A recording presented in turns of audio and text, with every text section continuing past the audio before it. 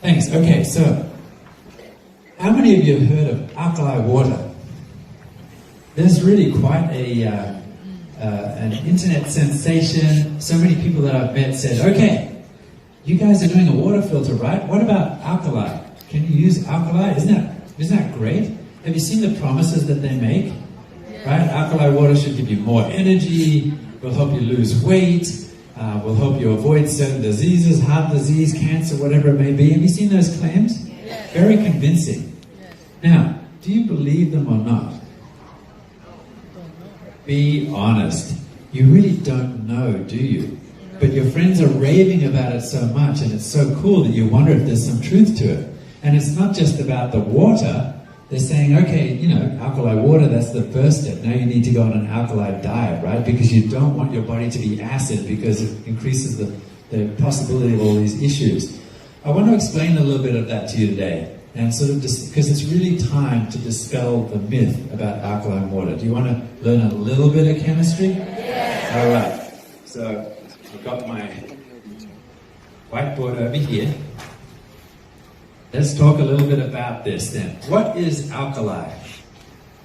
I'm not sure if I even know how to spell it. What does alkali mean? Do you know what acid means? Right, acid. So really strong acid, spill it on yourself, not good, right? Kind of eats your clothes or whatever. So you've got acid, and then you've got what chemists call base, but really is the same as alkali, right? And too much alkali is really bad. That's like caustic, right? You might use it as a cleaning solution, but you don't want to get it on your hands. It burns just like acid. So, in the middle, you've got neutral, right? Now, it's described with a term called pH. Have you all heard of that? Yes. All right. What is pH? Anyone know what pH is? How do you measure pH? Is it in a color code? It's in a number, right?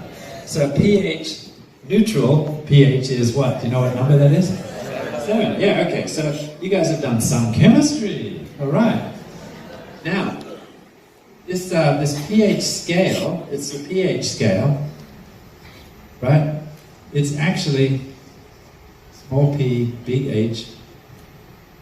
In chemical terms, everyone loves this. It's the negative log of the hydrogen ion concentration.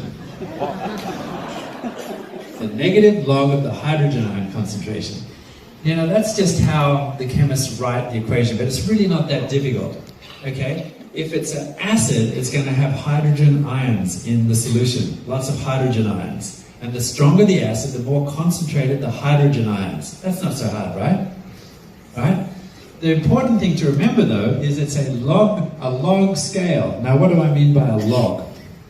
I mean, it's like something like this, right?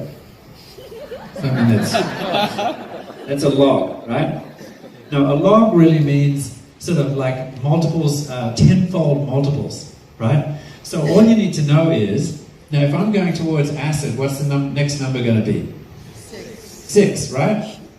Now, let's say you've got 10 hydrogen ions in this neutral acid, right? In this neutral situation. When you go to pH 6, you multiply that by 10, so now you've got 100 hydrogen ions. So 6 is 10 times more acid than 7, right? And so that means that 5 is going to be 10 times more acid than 6, right? So now you've got 1,000 of those little hydrogen guys in your teaspoon of water. When you go to 4, you've got 10,000, right? You with me? Yes. When you go to acid level 3, pH 3, how many hydrogen ions in your little teaspoon? 100,000. And by the time you get to 2, you've got 1,000,000, right? 1,000,000 hydrogen ions in that itty-bitty teaspoon of water. So this is like super acid, don't spill it on yourself, that's bad, right? That's what the log scale means. Right. Now, it's the same in the opposite direction, right? It's getting smaller and smaller in the hydrogen ions. So now, what is alkali water? it's somewhere between 7 and 8. So, you know, maybe you've just got one hydrogen ion there. So, what happens now? If you are going to have, well, what is the pH inside your tummy? That's the question. When you eat food, is your stomach got acid in it or base in it? Acid. Acid, right? Nasty acid. And it's quite strong. Do you know how strong? Do you know what the pH level is in your stomach? Sorry? 1.5 to 2. Yeah, this lady knows. Are you a nurse, physiologist, chemist, biochemist? Awesome. Yeah, it's like around here. So we're talking about, you know, a million hydrogen ions in there per itty bitty teaspoon, whatever it is. Now, do you think it's going to make the slightest bit of difference if you drink some water that is a little bit, you know, hardly any hydrogen ions in there? When you drink that water, is it going to make any difference to your tummy? It's like putting a grain of salt into an Olympic-sized pool. It makes no difference. Now, even if it did make a difference, you know that the body has this amazing ability to buffer itself, right? When you get hot, your body reacts by trying to cool it down. How does it do that? Sweat, right? So the sweat evaporates off your skin. It's a natural cooling thing. This is called homeostasis, or the ability of your body to keep things the same. It's very important. Your body temperature is super important. If you start to get hot, overheat, then it can be life-threatening. It doesn't have to be very hot, right? Hypothermia. What if your body gets a little bit too cold? It will try to compensate, right? You'll start to shiver, whatever you need to do to stay warm. If you stay too cold for too long, what happens? Death, right? So, keeping everything the same is one of your body's main functions. Now, do you think that pH in your blood and your tissue is as important as hot and cold? You better believe it, it is. And your body has amazing chemical methods to make sure that the pH in your blood and your tissue never changes. So you can go on an alkali diet, and you know what? You may change the pH of your pee. That's right, I said pee. Urine. But you'll never change the pH of your blood and your tissue. So it's not going to affect your health if you drink a slightly alkali water. It might taste a bit different. I don't know if you like that or not. But it's time to put that to rest, right? And if there's a company that sells you a water purifier that talks about the benefits of alkali, then I would not trust that company with my water purification. Okay? Are we on the same page? Yeah. Okay, I hope we're feeling good about that. That was one slide that took like 10 minutes, but it was really fun. Thank you. All right, next slide. I'm glad we got that out of the way. So we then started to then design it. Having come across all these different technologies, the first thing was we did find out some new technologies. We found out what the best technologies were that were available. And in this water filter that we started to design, then we put all of those best technologies, the proven science technologies, together in this package. And so I'd like to talk to you a little bit about that. And how much time do I have left? Do I have a timekeeper? All right, let me know. I have 15 minutes. Thank you. It's a big sign. Love it. Okay, so we started to design this. Next slide. And here are the criteria that we put together.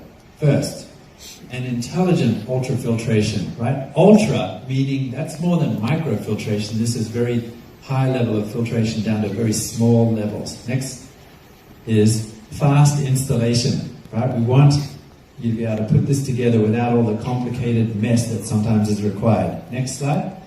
Easy filter replacement. Remember, we don't want 3 or 4 filters with lots of points of leaking. We don't want you to be afraid of the unit. We want you to be confident. We want it to be easy. Next, elegant design. Because we don't want it to look like we are rebuilding the engine of my motorcycle on my kitchen bench, right?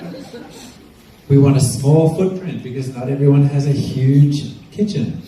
And a closed system, right? We don't want wires and things that we have to redo every time we do the filter. And we don't really want wastewater either. Water is precious. We don't want to have to spend 5 gallons to get 1 gallon of clean water, right? So those were the criteria. And again, the user experience is super important. So let's talk then about the filter. Go ahead. This is what we produced. And next slide. This is what it looks like in your kitchen. Minimal, beautiful, classy design. What do you think of that? Does that look good in your kitchen? Yes. I think it probably looks better than the one that you have there, am I right? Yeah.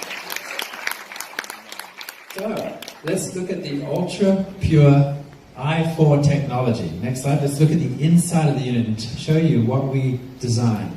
So first of all, there's if you just go back one notch, the top, easy to remove, and is a little bit translucent, so you can actually see the lights underneath, right? Those are the dimensions there, so I encourage you to write down those dimensions because you're going to go home to your kitchen and measure exactly where it's going to go, right? 200 millimeters by 130 millimeters. Now, the first thing that you notice when you unpack it is that from the rear of the unit, you can see, next, that there's no assembly required there. It's a 3-in-1 cable that is already attached to the unit, and it's permanently attached there, so there's no possibility of leaking or getting it connected wrong. And the power cable is attached there as well to that outlet plug. So there's no problem mixing up water and electricity, right? Completely safe and all done for you. Next slide. This, I think, is one of the highlights of the unit. As we looked and went to the different trade shows around the world and around America to try to find the perfect diverter. Now, do you know what this is, this part? This is the part, of course, that attaches to your faucet. And so this is the part where you decide, do I want tap water or do I want filtered water? And you need to press a button. So I have to maybe explain that because what's available right now? Usually it's some kind of a clunky tap or lever or something. Hopefully you don't have to get a wrench out to do it. But it's not easy sometimes, right? And you want something that looks beautiful and that is really easily functional. And you can't quite see it from here, but it's kind of an electronic thing, so you don't have to press it even very hard. You just touch it with your finger and it will change. Right? So it's super nice. We did not see this on any units that we looked at. This was a first for us, and it was necessary for us to get this unit at all costs. Alright, next slide. Right, now, the hardest part about a filter often is, how do I attach the filter, to my faucet? And so you need to have a kit that is self-contained, because I don't want to get my beautiful water filter and I'm excited about opening the box and then I find out that there's something that I need that is not in the box, right? You need to be able to do it easily, and we have designed this so that you have 6 choices. One of these adapters will fit your faucet, never fails. You just find out which is the right adapter, and then you can attach it to your faucet. And the next thing is completely easy, is that you're just going to grab this and snap it onto that adapter. Right, so you're nearly there, and the next step really is just attaching the power, and your unit is done. Right, so easy, simple user experience. Next slide. So let's talk about the power of 3 inside the filter unit itself, right? So that's the design. It's beautiful, it's easy. Does it actually work? What is the technology that we've put inside? Next slide. So, well, actually I didn't quite get there, did I? There's a filter inside. This is it here. And it's really as easy as 1, 2, right? You just slide it in and do a quarter turn, and there's your filter, it's in. And so every time you need to change the filter, you just wait for that little orange light to go on and tells you that it's time for the filter to be replaced, usually about a year for an average family. Then what do? I'm going to take this out and put in the new one. How easy is that? All right, next slide. Yeah, no plumbing, no tools. Okay, let's move along. Okay, here's what's inside. Okay, you have a 4-stage filter. And in this one filter here, 3 of those stages exist, right? So, first thing, next slide, is there's a pre-filter. Next, right? It's a polypropylene pleated filter, and this is really the first stage. This is where the water from your faucet first meets the filter. And this is it's in a pleated shape, so it has a really big surface area, and it's able to sort of filter out the worst of things before it gets to the heart of the filter. Now the next part is the compressed carbon block. Now carbon, is really important because carbon has amazing qualities if it's the right kind of carbon. If it's activated carbon, and it's usually made from coconut husks, turn to carbon, and then treated a certain way with high pressure steam, gives it a huge surface area.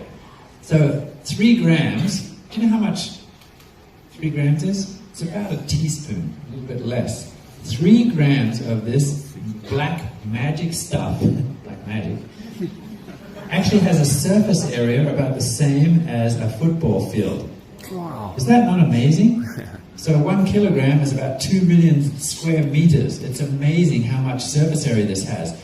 And water pushing through this all of the bad stuff from the water is extracted. The odor, the chemicals, the chlorine, the lead, the bacteria, the viruses, the cysts, you name it. This has amazing qualities because these pores are so small and actually able to neutralize and react, right? And hold so much because of the huge surface area. But there are some traps for young players. Okay, a lot of filters have what is called a granulated carbon, right? So just think of thick sort of grains of sand. So they make a granulated active carbon and they pour it in, and then they use that to filter. And that works really quite well. But it is known to have some problems, and it's called channeling. Water always finds the easiest path. You know that, right? And so you get what's called channeling, where the water doesn't actually go through all of the granules, but actually finds its way so that it doesn't have to get filtered. And that will always be a part of a granulated filter. So the next thing then is you need to have a carbon block. And with a carbon block, there are 2 ways of doing that. The first way is called an extruded carbon block, where you mix it with water and some binders, and then you push it through holes in a machine, and then you shape it to size. Right? Now, these are the things that we learned along the way. The extruded carbon block is not as good as the gold standard, which is the compressed carbon block, where you have a mold and using high pressure, you push the carbon into the mold. That's a much more consistent and a better filtering block. And that's the kind that we use in this I4 technology. Okay, next slide. This is kind of cool and unique that you will not find in a benchtop filter, water filter at all. Okay, this is the PES membrane. Let's have a close-up of that. Next slide. The PES membrane, I'll give that to you in a minute. Sorry, 4th stage, of course, is the light, the UV light. Okay, and that's in this unit right here. And it's a cold cathode UV ray that doesn't need to be replaced, right, for the life of the unit. Now, this is kind of a unique thing, and it's a nice thing. If anything gets through, which it won't, but if it does, right, any bacteria, everything has DNA, and the UV light will completely destroy that, right?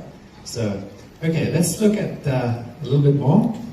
I want to share with you just in a little more detail. There's the polypropylene pleated pre-filter. Let's just call it P3 for short, shall we? The next stage, the carbon block, and you know now, next, that not all carbon is the same, that you need to have a compressed carbon block, right? So if your friend has a filter, ask him, is it granulated carbon, is it compressed carbon, or extruded? Because really compressed is the way that you need to go. I bet they don't even know.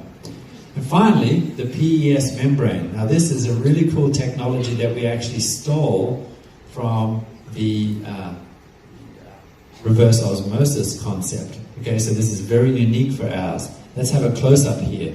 It has these bands that have very, very, very tiny pores in them. And so we had to increase the surface area by making these strands that look a little bit like the loops that are found in your kidneys, right? That are really, really good at filtering. And let's have a look at a cross-section of that. You find a huge surface area, very, very small pore size, and this is really where the ultrafiltration comes in. So after that, a magic of the carbon block, now it has to go through this barrier before it finally gets out of the filter and into your glass. Okay, this is amazing technology. And the order of this technology really does make the machine. Next slide. Right, and there's the ultraviolet, the 4th stage. So there is really, why we call it. Do you know now why we call it I4? Yeah? Okay. So let's talk about one more thing, a little bit more science before we go. How's my time, timekeeper? I've got 5 minutes. Perfect. All right. Next slide. I want to talk to you about logs again. I know. Who'd have thought we talk about logs when it comes to water filtration? So you've learned about logs when it comes to pH. Let's learn about logs when it comes to reducing the bacteria, the viruses, whatever it might be in your drinking water, okay? Now, what is a log again? It's really just kind of a 10-fold reduction or increase, right? So let's look at logs here. We start with, we're calling it CFUs. What that means is a colony forming unit, or basically it's a way to measure each bacteria that might be in the original water. Let's say that we start with 1 million, right? Now if you're going to knock it down 1 log, then what's it going to go to? You're going to drop 1 0 off that, so that's 100,000, right? So we really don't want 100,000 bacteria in our unit, right? There's 1 log, 100,000. How many bacteria, what is acceptable to you once we've filtered your water? What is acceptable in terms of a log reduction in bacteria? Shall we just go to 2 logs? At 2 logs, we've got 10,000 bacteria. Is that okay? 2 logs is 99%. It's not bad, right? Okay, let's go to 99.9%. That's 3 logs. Okay, you've got 1,000 bacteria now that are left behind. Is that okay? You guys are really fussy, aren't you? All right, let's go to a 4 log reduction. Now you've just got 100 bacteria in there. You can settle for 100 bacteria, surely? All right, so at what point, how many logs reduction do we have to go before we have essentially, statistically, 0 microbes and bacteria or whatever it might be, cysts left in your water? It's 6 logs, right? And 6 logs is 99.9999% reduction, right, of the load that's in the water. And that is the gold standard. That is what every water filter should achieve. Do we achieve it with this filter? That's the question. Because we built this based on looking at all of the best technologies that we could find in the right order. We put it in a sleek package that's going to look beautiful in your kitchen, but the real test comes when you have to do the test to find out what the log reduction is, and we find that it exceeds 6 logs. So we're there, right? I think that deserves a round of applause, don't you? Thank you. All right, we're nearly there. I've got a couple of videos and stuff that I want to show you. Let's go to the next one, next slide. Okay, now here's just a list of all of the things that we tested that we know that the filter can deal with. You'll notice endotoxins, bacterial, virus, cysts, all sorts of things. Particulates of certain sizes were tested, chemical reduction, spores, turbidity. You can see a check mark next to all of those things. But what's going on with the one at the top there? That one didn't work. Dissolved salts. Oh, okay, that's good, right? Yeah, those dissolved salts, things like calcium, magnesium, things that are in your water, those are good for you. And those actually help make the water taste good. So you don't want to get rid of those. So the filter is working really nicely. Let's look at a couple of videos that show how some of these things work. We're going to look at turbidity, and then we're going to look at chlorine. Okay, first video, please.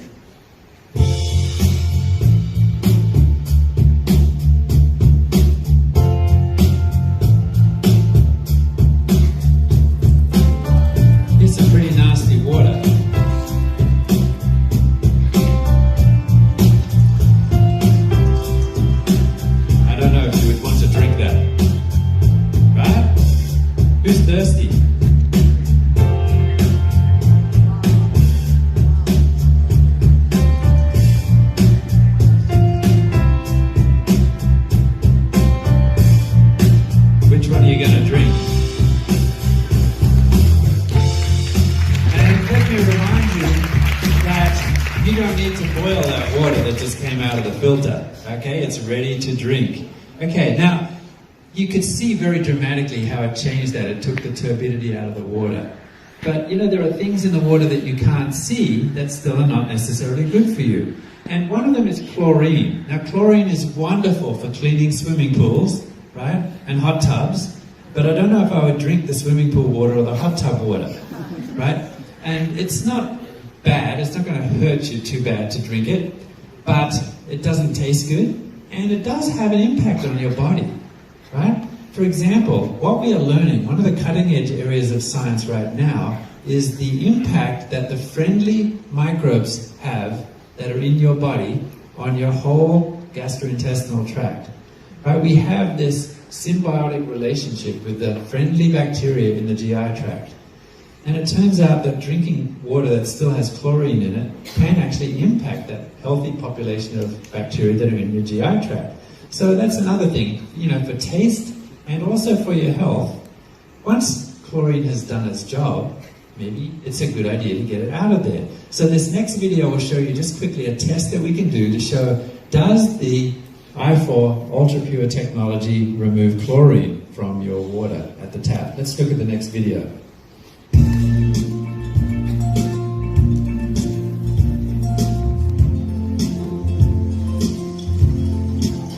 Okay, we're just going to test the normal tap water right now. This is an indicator that will turn pink if there's any chlorine in the water. Okay, that's chlorine in the water. That's very typical of Malaysia tap water. Now we're going to touch the filtration side.